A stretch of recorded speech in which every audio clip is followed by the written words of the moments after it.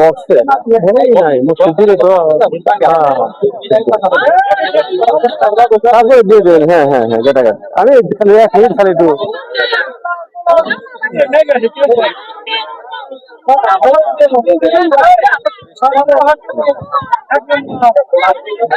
রমজান মহির এবং দলীয় নেতৃবৃন্দ এবং আজকের এই টুর্নামেন্টের আয়োজককারী এবং খেলোয়াড়বৃন্দ সকলকে জানাই আমার পক্ষ থেকে সালাম, আসসালামু আলাইকুম।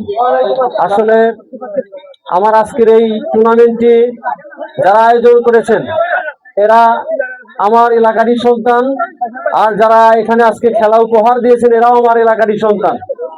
আসলে আমার খুবই ইচ্ছে ছিল যে পুরো খেলাটি আমি দেখব, হয়তো বা খুব সুন্দর খেলা হয়েছে, আমি থাকতে পারিনি। আমাদের মাননীয় এমপি মহোদয় কামারপাড়া বাজার বণিক সমিতির ইতিমধ্যে আপনারা জানেন কয়েকদিন আগে নির্বাচন হয়েছে, সেই নির্বাচনের অভিষেক অনুষ্ঠানে এমপি মহোদয় এসেছেন, আমি সেখানে ছিলাম, যার জন্য থাকতে পারিনি, এর জন্য ধন্যবাদ, দুঃখিত। সেই সাথে আমি আপনাদের উদ্দেশ্যে যে কথাটি বলবো, প্রিয় ভাইয়ের আমার, আপনারা জানেন সামনে স্থানীয় সরকার নির্বাচন, সেই নির্বাচনে আমি আপনাদের এলাকার সন্তান, আমি চেয়ারম্যান পদপ্রার্থী। আমি সকলের কাছে আশা করব সামনের সেই নির্বাচনে আল্লাহ যদি আমাকে মনোনীত করেন আপনারা সকলে ভোট দিয়ে আমাকে বিজয়ী করবেন। আমি আপনাদের এলাকার উন্নয়নে রাস্তাঘাট, স্কুল, কলেজ, মসজিদ, মাদ্রাসা এবং খেলাধুলা সকল ক্ষেত্রেই সর্বাত্মক ভূমিকা রাখবো।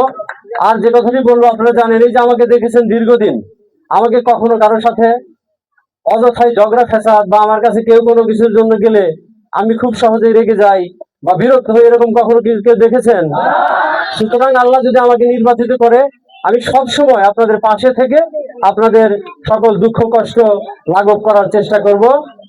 সকলকে বাংলাদেশ জাতীয়তাবাদী দলের প্রধানমন্ত্রী, চেয়ারম্যান এবং বাংলাদেশের প্রধানমন্ত্রী তারেক রহমানের পক্ষ থেকে, আমাদের বেলকুচির জাতীয় সংসদ সদস্য আলিম ভাইয়ের পক্ষ থেকে, আমার পক্ষ থেকে শুভেচ্ছা অভিনন্দন জানিয়ে আমি আমার সংক্ষিপ্ত কথা শেষ করছি।